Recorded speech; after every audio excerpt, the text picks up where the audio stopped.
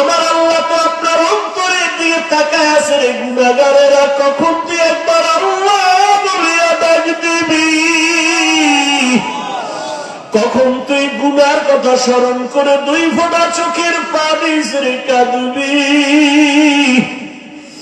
ও যুবকেরা, অন্তরটা যদি একটু নরম করতে পারো, তোমার আমার মতো কত যুবকের জীবন চলে গেল। পানির নিচে যুবকের লাশ, গাড়ির নিচে যুবকের লাশ, এই আন্দোলনে কত যুবকের লাশ চলে গেল। ও আল্লাহর বান্দার, আগুনে পুড়িয়া কত লাশ চলে গেল, পানি বন্যায় কত মানুষ চলে গেল। তুমি আমি রাতের বেলা ঘুমাইব, রাতের বেলা ঘুমের পরে সকালে উঠার কোনো গ্যারান্টি নাই। ঘর থেকে বের হয়ে যে রাস্তায় যাও, ঘরে আসার কোনো গ্যারান্টি নাই। ও আল্লাহর বান্দারা, এখনো সময় আছে, 2 ফোঁটা চোখের পানি ছেড়ে গুনার কথা স্মরণ করে তওবা করো। মনে মনে আল্লাহকে বলো, আল্লাহ তোমার কোরআনটা বুকে লাগায়া জবানে তেলাওয়াতের তৌফিক দাও। স্কুলে পড়ো, কলেজে পড়ো, চাকরি করো, বাধা নাই, কোরআন তেলাওয়াত বন্ধ করবা না। মনে মনে আল্লাহকে বলো, আল্লাহ আমি স্কুলে পড়ার কারণে কোরআন থেকে অনেক দূরে সরে গেছি, আজকে থেকে আমি চেষ্টা করব তোমার কোরআনটা শিখার জন্য, তেলাওয়াতের জন্য। ও আল্লাহ, আমি স্কুলে পড়িয়াও নামাজ আর ছাড়ব না। আয় আল্লাহ, জবানকে হেফাজত করব। তোমার মতো কত যুবক স্কুল কলেজে পড়িয়াও নামাজ ছাড়ে না, তেলাওয়াত করে, নামাজ পড়ায়, তুমি কেন পারবা না রে বাবা? তোমার মতো কত যুবক জেনারেল লাইনে থাকিয়াও ব্যবসা চাকরি করিয়া নামাজ ছাড়ে না, দাড়ি কাটে না, তুমি কেন পারবা না? আল্লাহর কাছে তওবা করো, চোখের পানি ছাড়ো। চোখে যদি পানি না আসে, নবী বলেন কান্নার বাহানা করো, তাতেও বড় সওয়াব। কারণ দুনিয়াতে ঘরে আগুন লাগলে পানি ছাড়া যেমন ঠান্ডা করা যায় না, গুনার কারণে যদি জাহান্নামের আগুন জ্বলিয়া উঠে, চোখের পানি ছাড়া ঠান্ডা করা যাবে না। চোখের পানির বড় দাম। রহমতের নবী নামাজে সেজদায় পড়ে কান্নার আওয়াজ, হাসরের ময়দানের ভয়ে নবী কান্নার আওয়াজ। আম্মা জান আয়েশা বলেন, নবী আপনি কাঁদেন কেন? নবী বলেন, কিয়ামতের দিন সূর্যের গরম আমার উম্মতেরা কেমনে সহ্য করবে? আমার উম্মতেরা গুনার কারণে জাহান্নামের আগুনে কেমনে জ্বলবে? ও যুবক, আমার মাওলার কোরআন মিথ্যা মনে করিও না। ওই কোরআনে গুনাহগারের জন্য জাহান্নাম আল্লাহ স্পষ্ট বলেছেন। বাবা, তুমি কোরআনটাকে যদি সত্য মনে করো, গুনাহগারের জন্য জাহান্নামে কথাটাও বিশ্বাস করিও। তুমি যদি গুনাহগার হইয়া তওবা না করিয়া কবরে যাও, তোমার কবর জাহান্নামের টুকরা হয়ে যাবে। কিয়ামতের ময়দানে তোমার হাতে জাহান্নামের হ্যান্ডকাপ লেগে যাবে। ওই আগুনের ভয় অন্তরে জমা করিয়া 2 ফোঁটা চোখের পানি ছাড়ো। যদি কান্না না আসে, বাহানা করো। আর তোমার ডানে বামে যদি কোনো কান্নাওয়ালা ভাই পাও, একটু দোয়া নাও। কান্নাওয়ালা যদি দোয়া করে, তোমার কপাল খুলিয়া যাবে। আর দুনিয়াতে তোমার বড় দোয়ার ফ্যাক্টরি তোমার মা, তোমার বাবা। ওই মা বাবা যদি থাকে, বাবা যদি থাকে, দোয়া নাও। মা থাকলে দোয়া নিও। মা বাবার দোয়া ছাড়া তুমি কোনোদিন সফলতা অর্জন করতে পারবা না। ওই মায়ের কাছে গিয়া বলি, ওরে মা, একটু দোয়া করিয়া দাও। রসুলের রওজার কিনারায় দোয়া দাঁড়াইলাম একটা যুবক, আমার দেশে বাড়ি গলা জড়ায় কাঁদে আর কয়, হুজুর আমার মা নাই, আমি বড় অসহায়। আমার মা আমার জন্য কত দোয়া করেছেন, আজকে আমি সব পাই, কিন্তু আমার মায়ের কণ্ঠ কানের মধ্যে পাই না। ও আল্লাহর বান্দারা, ওই মা পাইয়া বেয়াদবি করিও না। মায়ের থেকে দোয়া নাও, বাবার থেকে দোয়া নিও। এমন মা বাবার দোয়া ছাড়া তুমি পরীক্ষায় ভালো নাম্বার পাও নাই। মা বাবার দোয়া ছাড়া তুমি সম্মানের জায়গায় আসতে পারো নাই। ওই মা বাবার জন্য কলিজা ভরে দোয়া করো। বেঁচে থাকলে মাকে বলিও, মা কত অজান্তে বাজে কথা বলছি, তুমি কষ্ট পেয়েছো, আজকে মাফ করিয়া দাও। আমি গুনাহগার হইয়া কবরে যাব না, তুমি দোয়া করো আমি তওবা করতেছি, আর নামাজ ছাড়বো না, দাড়ি কাটবো না, বেপরদায় চলবো না, কারো সাথে খারাপ ব্যবহার করবো না, নবীজির তরিকা মেনে মা বাবা তোমার দোয়া নিয়া ওলামায়ে কেরামের পরামর্শ নিয়ে চলবো, বিরোধিতা করবো না। নবীর মাধ্যমে মক্কা নগরীটাকে এত সুন্দরভাবে সাজায় দিলেন। ওই আদর্শ আজকে যারা পালন করে ১৫০০ বছর পরে আজও তারা শান্তিতে আছে, সম্মানে আছে। নবী বলেন আমি 4 কন্যার বাবা। ও কন্যার বাবারা, একটা কন্যা যদি পাও একটা জান্নাতের মালিক হয়ে যাবে। কন্যাদের অধিকার আল্লাহ বাড়ায় দিলেন নবীর মাধ্যমে। রহমতের নবীর 25 বছর বয়স, রহমতের নবী হিসাবে কত পাওয়ার, আবার আল্লাহ তাকে আলাদা স্পেশাল পাওয়ার দিলেন, নবীকে আলাদা। 25 বছরের কালে নবীর কত পাওয়ার যৌবনের। এই যুবকেরা, নাস্তিকদের জানায় দাও 25 বছরের যুবক আমার নবী, তার শক্তি কত, যৌবনের পাওয়ার কত। যুবকেরা টের হয়নি, কি টের হবো, মোবাইলে সব শেষ, সবগুলো হারমালের রোগী হয়ে গেছে, সবগুলো। 25 বছরের যুবক, ফুটন্ত গোলাপের মতো চেহারা, আর চেহারা সব কার্টুন হয়ে গেছে, কার্টুন। সারাদিন কার্টুন দেখতে দেখতে আর মোবাইলে সারা রাত সজাগ থেকে উল্টা পাল্টা রাস্তায় ঘুরতে ঘুরতে শরীর শেষ, যৌবন শেষ, জীবন শেষ, চেহারার মধ্যে কোনো নূর নাই। কে বলবে এই কথা? কে বলবে এই কথা? আর ওদিকে ওপেন চ্যালেঞ্জ দিয়ে রাখছে বাসের সাইনবোর্ডে লাগায়। উড়ি এমন বেহায়া, নির্লজ্জ, মানুষের লজ্জা শরম থাকবে না। রাসূল বলেন লা ঈমানা লিমান লা হায়া আলা, যাদের লজ্জা নেই ওদের ঈমান নেই। যুবকরা এগুলো করতেছে, ওদিকে হারবালওয়ালারা সাইনবোর্ড পোস্টার, মেয়েরা ঘুরে ঘুরে ঘুরে ঘুরে হ্যান্ডবিল বিলি করতেছে, লিফলেট বিলি করতেছে, ওপেন চ্যালেঞ্জ, এই সমস্ত বাসে কথা বলে। লজ্জা শরম কই গেল? মোবাইল তো আমরাও চালাই, আর এটা এমন একটা যন্ত্র, এটা ছাড়া চলার উপায় নেই। কিন্তু ভালো দিকটাকে আমরা গ্রহণ করি, খারাপ থেকে দূরে থাকি। এমনি তো একটা টাচ মোবাইলের দিকে তাকায় থাকলে চেহারার কি ক্ষতি হয়, শরীরের কি ক্ষতি হয়। গুগলে ঢুকো, জীবন মর্ত আকামি করলে আজকে একটু কিছু তথ্য নাও, তুমি তো ওখান থেকে শিক্ষার বহু কিছু আছে। তুমি যদি চাও মোবাইল থেকে অনেক কিছু শিখতে পারো। বড় বড় বিধর্মীরা মুসলমান হয় কেন? ওরা গবেষণা করতে করতে দেখে আল্লাহর খোঁজ পেয়ে যায়, যেন একজন সৃষ্টিকর্তা আছেই। না এই যে কান্না করি, চোখ থেকে কি পরিমাণ পানি বের হয়, এই পানি কোথায়?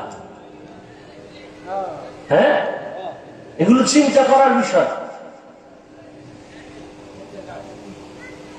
দাড়ি ছিল না, হঠাৎ দাড়ি উঠতেছে, বাড়তেছে, চামড়া কাটে তো ভিতরে এগুলি কি পেঁচানো আছে কিনা ওটা লাইন মতো বাড়তেছে, কেটে দেখবা কিচ্ছু নাই, অথচ বাড়তেছে। মহিলাটা তো বাড়ে না। তুমি গাভীর থেকে দুধ নাও 20 কেজি, কালকে সকালবেলা গাভীর ওলানটা কেটে দাও, দেখো তো কয় কেজি বের হয়। আর কেজি নিয়ে গুল্লি মারেন, এক ফোঁটা আসবে না। চিন্তা করেন তো। অথচ 20 কেজি দুধ 5 মিনিটে আপনার পাত্র ভরে যায়, আপনি ওলানটা কেটে দেন, এক ফোঁটা দুধ আসবে না। খায় ঘাস, বের হয় সাদা পিওর দুধ। রাসূল বলেন দুধ পান করো গাভীর, বরকত। কিতাবে দেখছি দুধ পানের মধ্যে 10টা রোগের ঔষধ আছে। এতটা দামি গাভীর দুধ, অথচ ওলান কেটে ফেলবেন, দুধ নাই। আল্লাহ কুদরত। এজন্য আল্লাহ কোরআনে বলেন ওয়াফি আনফুসিকুম আফালা তুবসিরুন, তুমি নিজের মধ্যে তাকাইয়া কি তুমি দেখো না আমি আল্লাহর কুদরত কেমন? মাইকে কথা বলতেছি, বিদ্যুতের চার্জ, ব্যাটারির চার্জ চলে যায়। আর জিব্বা নামের মেশিন দিয়া যে কত কোটি কথা সাপ্লাই দিলাম এই বয়সে, একদিনও তেল লাগলো না, পেট্রোল অক্টেন কিছুই লাগলো না। গাল ব্যথা করে, মাথা ব্যথা করে, কপাল ব্যথা করে, চোখ ব্যথা করে, ঠোঁট ব্যথা করে। জিব্বা নামের মেশিন কখনো ব্যথা করে না। করেনি? বড় কঠিন। প্রধানমন্ত্রী বক্তব্য দিলেন, টিম গঠন করে লিখে দাও কি বক্তব্য দিব জাতির সামনে। 5 মিনিটের বক্তব্য লিখে দাও, যদি ভুল ভাল বলে ফেলি তো মানুষ আমার উল্টা হয়ে যাবে। আর আমরা ঘন্টাকে ঘন্টা প্রতিদিন বয়ান করি। ফজরের পরে বয়ান, আসরের পরে বয়ান, মাগরিবের পরে বয়ান, এশার পরে বয়ান, 12 মাস অনবরত কথা ডায়েরিতে লিখে আনি নাই, মুখস্থ করে আসি নাই। কি বয়ান আজকে এলাকায় করব তাও মুখস্থ করে আসি নাই। কিন্তু একের পর এক কথা বের হচ্ছে, বের হচ্ছে, বের হচ্ছে, টাইম মতো ঘুম নাই। এই সফর করে আসার পরে শুধু ঘুম আর ঘুম, শুইলেই ঘুম। এরপর যে বয়ান করতেছি, একটা কথা যদি উল্টা পাল্টা বের হইয়াই যায়, বন্ধু আমার দুশ্মনে পরিণত। কেউ আমার সাজাইয়াও দেয় নাই। এইভাবে আগামীকাল বয়ান, প্রত্যেকদিন বয়ান, 12 মাস। ঘুম টাইম মতো হয় না। তোমরা যখন ঘুমাও তখন আমরা গাড়িতে, রাস্তায় থাকি। এরপরেও 2-1টা কথা একটু স্লিপ হয়ে যায়। আর সেই সমস্ত 2-1টা কথা নিয়ে যদি কোনো উম্মত আমাদের বিরুদ্ধে লেখালেখি করে, ওর মতো আলেমের দুশ্মন কুলাঙ্গার জমিনে আর দ্বিতীয় কেউ হতে পারে না। ঘন্টাকে ঘন্টা কথা বলতেছি, লেখা নিয়ে আসছি। কি মনে হয় মুখস্থ করে আসছি যে আজকে এত এই কয়টা কথা বলবো? এ কুদরত কা, এর মধ্যে 2-1টা ভুল অনিচ্ছায় হতে পারে।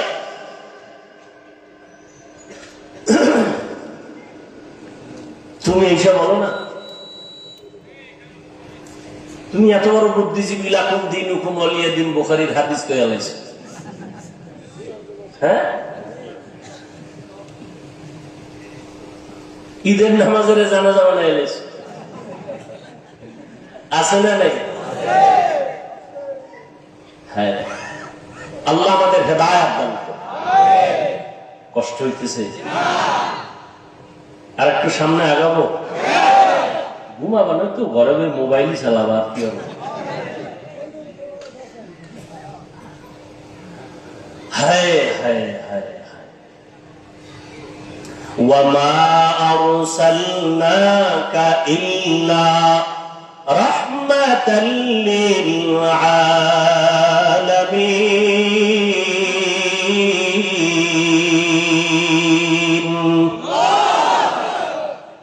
এই যে এত বয়ান শুনো যুবক বাবারা, অন্তরে মায়া আছে না? মহব্বত লাগে না? এই বয়ান তো কোরআন থেকে বলতেছি, রসুলের থেকে বলতেছি। সেই কোরআন কেন পড়ো না? কোরআনটা কেন বুকে লাগাও না? আরবের দেশে যাও, দোয়া করি আল্লাহ সবাইকে একবারও যদি হয় বাইতুল্লাহ রসুলের রওজায় যাওয়ার তৌফিক দান করেন। আমিনও কয় না, পুরাটা কও আল্লাহুম্মা আমিন। মনে চাইনি? মদিনা যাইতে পারলাম না, মদিনা দেখতে পারলাম না, মদিনা যাইতে পারলাম না। আমি অসহায় তাই এত দূরে রই, শুধু সালাম জানাই, মদিনা যাইতে পারলাম না, মদিনা দেখতে পারলাম না। আরবের ভিতরে যাও, ওরা যারা গাড়ি চালায়, ড্রাইভার, ওরাও কোরআন পড়ে। গাড়ি চালক অবস্থায় চালক চালাইতেছে আর তেলাওয়াত করতেছে। মিশরের জমিনে গিয়ে দেখো ইউসুফ নবীর দেশ,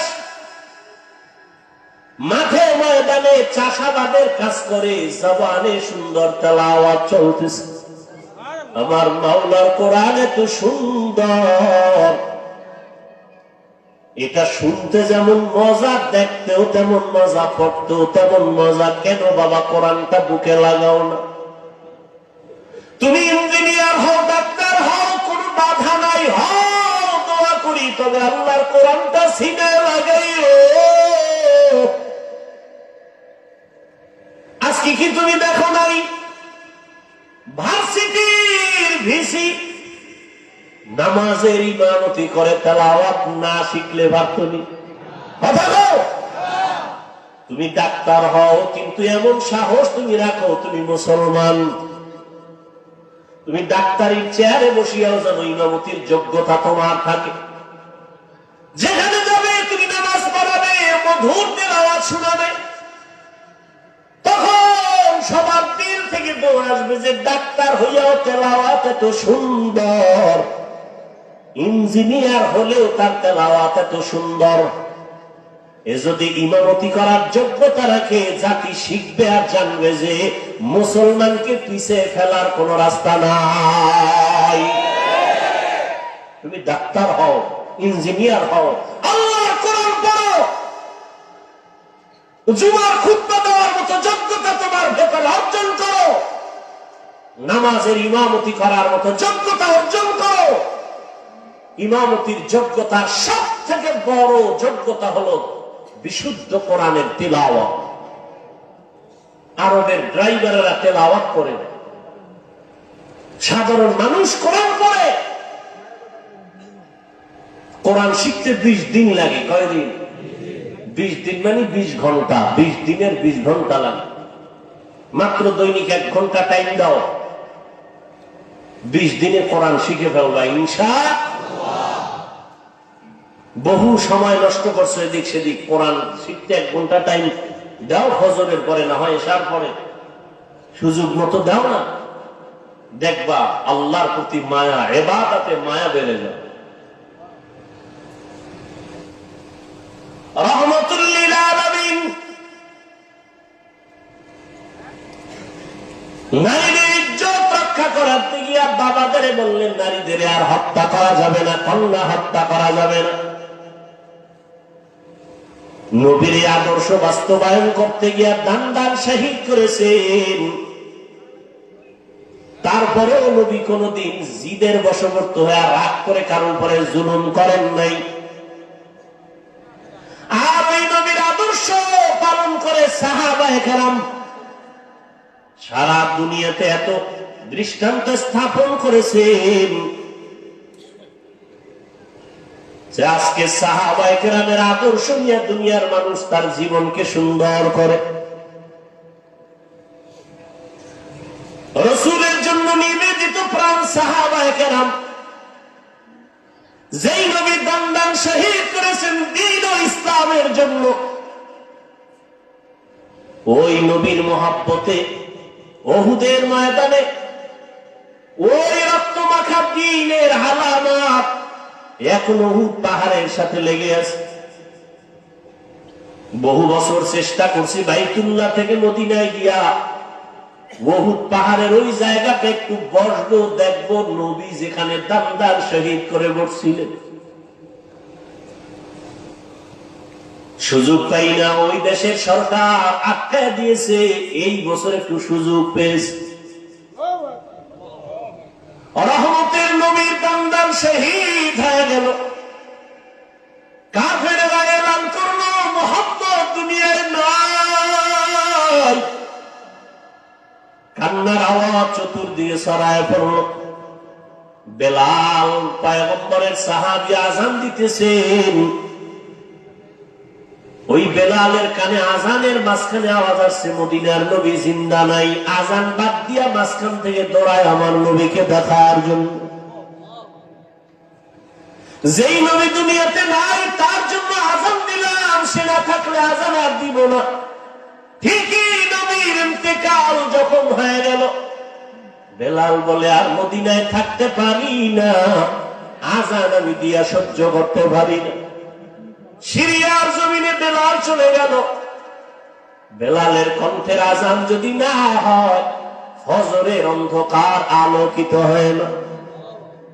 যদিও 10 জন সাহাবাদের মধ্যে বেলালের নাম নাই, কিন্তু নবী কয় আমি জান্নাতে গিয়া বেলালের আওয়াজ পেয়েছি, হাঁটার আওয়াজ। হৃদয়টাকে এত পবিত্র পরিশুদ্ধ করেছে। ও যুবক, তুমি স্কুলে পড়ো, কলেজে পড়ো, তুমি ডাক্তারি পড়ো, ইঞ্জিনিয়ারিং পড়ো, হৃদয়টারে পরিষ্কার করো, নেফাকি দূর করো, আল্লাহর কোরআনের নূর সিনায় ঢুকাও, কোরআনওয়ালা উলামায়ে কেরামদের মুহাব্বত অন্তরে জায়গা করে নাও, বেয়াদবি আচরণ থেকে নিজেকে বাঁচাও, নবীজির মুহাব্বত অন্তরে ধারণ করো, আর আল্লাহর কাছে দোয়া করো, হে মালিক, যেই নবীর এত গুণগান শুনি, ওই নবীর রওজার পার্শ্বে দাঁড়া একটু সালাম দেওয়ার তৌফিক আমারে দান করো। ওই নবীর রওজায় গেলে চোখের পানি ধরে রাখা যায় না। যেই নবী গোটা দুনিয়া পাগল করে ওখানে আছে, ওই নবীর দান শহীদ হয়ে গেল। নবী এত কষ্ট করলেন দিনের জন্য। উহুদের পাহাড়ের পাদদেশে নবীকে নিয়ে যখন বসাইলেন হযরত আলী সহ ভিন্ন সাহাবায়ে কেরাম, ওখান থেকে ১৫০০ বছর হয়ে গেছে, নবী নাই, এখনো মিশকের ঘ্রাণ পাওয়া যায়। ওই উহুদের ময়দানে ৭০ জন সাহাবা, এদের কবর ওখানে পাহারা দেয়। বাংলাদেশি কিছু বান্দা ওখানে আছে। উহুদের শাহাদাত বরণকারীদের এরিয়াটা বাউন্ডারি করে দিছে সরকার, ভেতরে ঢুকা যায় না। বাংলাদেশি সহ আরো অনেক আলেমরা পাহারা দেয়, ওই দেশের আলেম। একজনে সেদিন বললেন, হুজুর আল্লাহর কসম, উহুদের এই ময়দানে যদি রাত্র 2টার পরে আসে, মিশকের ঘ্রাণ বের হইতে থাকে। ওখানেই তো নবীর জন্য দ্বীনের নিসবতে জীবন দিয়েছে রাসূলের কলিজার টুকরা পন চাচা বীর আমির হামজা, যার কলিজা বের করে আবু সুফিয়ানের স্ত্রী হিন্দা চাবায়া চাবায়া খাইছিল। এরে নবীর উম্মতের দল, ওই উহুদের ময়দানে পয়গম্বরের আরেকজন সাহাবী হানজালা রাদিয়াল্লাহু তাআলা আনহু বাসর রাতে চলে আসছে। গোসল না করিয়া নবী নাই খবর শুইনা হাজির। ও আল্লাহর বান্দারা, তোমার নেতার বিরুদ্ধে, নেত্রীর বিরুদ্ধে কথা বললে তুমি আন্দোলনে নামো, বিরোধিতা করো। নবীর বিরুদ্ধে কথা হয়, বলো তোমার আন্দোলন তখন কোথায় থাকে? ইসলামের বিরুদ্ধে, কোরআনের বিরুদ্ধে কথা হবে, মুসলমান আন্দোলন করবে না, ঘরে বসে থাকবে, এটা কখনো হতে পারে না। নবী নাই খবর শুনিয়া সাহাবায়ে কেরাম ঘর থেকে দৌড়ায়, হানজালাও দৌড়ায়। ৭০ জন সাহাবা শহীদ হয়ে গেছে। নবী বললেন, এদের তাড়াতাড়ি জানাজা পড়ে দাফন দাও, গোসলের দরকার নাই। যেই পোশাকে তারা মরেছে, শহীদ হয়েছে, এই পোশাকে হাসরের ময়দানে উঠবে। কিয়ামতের দিন এদের গায়ে রক্ত মাখা দেখবে। আল্লাহ ডাকবে, শহীদরা আসো, বিনা হিসাবে জান্নাতে যাও। হঠাৎ নবীর কানে একজন সাহাবিয়া মহিলা এসে বলেন, ইয়া রাসূলুল্লাহ, শাহাদাত বরণকারী সাহাবাদেরকে আপনি বিনা গোসলে জানাজা পড়ায় কবর দেন। একজন সাহাবী, তারা আপনি বিনা গোসলে কবর দিবেন না। হানজালা ফরজ গোসল অবস্থায় চলে আসছেন, গোসল করে নাই, শুনছেন নবী নাই, অমনি দৌড়ায় চলে আসছে তরবারি নিয়ে। নবী বলেন, খবর দাও, খুঁজো, হানজালাল্লাহ গোসল দেওয়া লাগবে। জিব্রাইল আমিন এসে নবীকে বলেন, ইয়া রাসূলুল্লাহ, যেই সাহাবী দ্বীনের নিসবতে আপনার মুহাব্বতে ফরজ গোসল বাদ দিয়া চলে আসছে, বাসর ঘরে বিবির মায়া ছাড়িয়া ওই সাহাবীর গোসল আল্লাহ জান্নাতের পানি দিয়া ফেরেশতার মাধ্যমে করায় দিয়েছে। এরে যুবক আল্লাহর গোলাম, ওই সাহাবাদের আদর্শ অন্তরে লালন করো। এখনো সময় আছে, তওবা করে নাও। বিজয়টা তোমার কেমন তুমি ভাবনি। ইমানদারের ভাবনা বেঈমানের ভাবনা কখনো এক না। একজনে আমার মুমিনের সালাম দিয়া কয় কেমন আছেন, বলে আমার ইমানের হালাত ভালো, তো আলহামদুলিল্লাহ আমি ভালো আছি। আমার ইমান আমলের হালাত খারাপ, তো আমি বলতে পারি না ভালো আছে, আমি বড় খারাপ আছি। আর তোমার চিন্তা চেতনা, তোমার বাড়ি আছে গাড়ি আছে টাকা পয়সা ব্যবসা ভালো, তুমি ভালো আছো। নামাজ যে পড়লা না, এই বিষয়ে তোমার ভালো মন্দের কোনো বিচার হলো না। এখনো সময় আছে, তওবা করে নাও।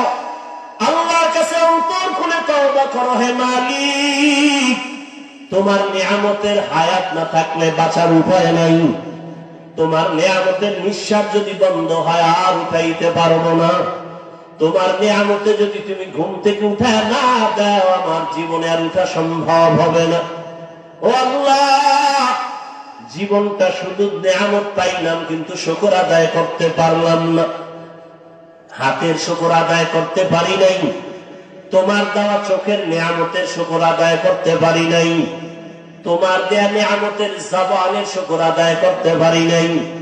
তোমার দেয়া নিয়ামত চোখের শুকর আদায় করতে পারি নাই।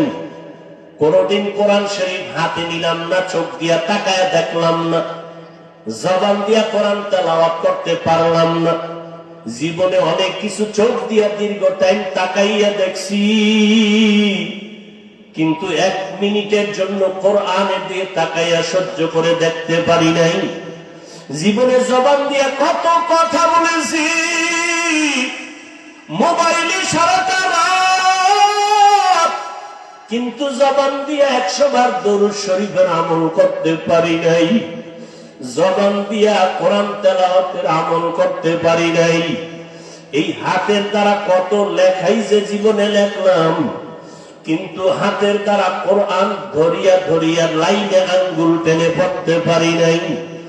হিসাব মিলা দেখলাম আমার মতো নাফরমানের এই জমিনে কেউ নাই।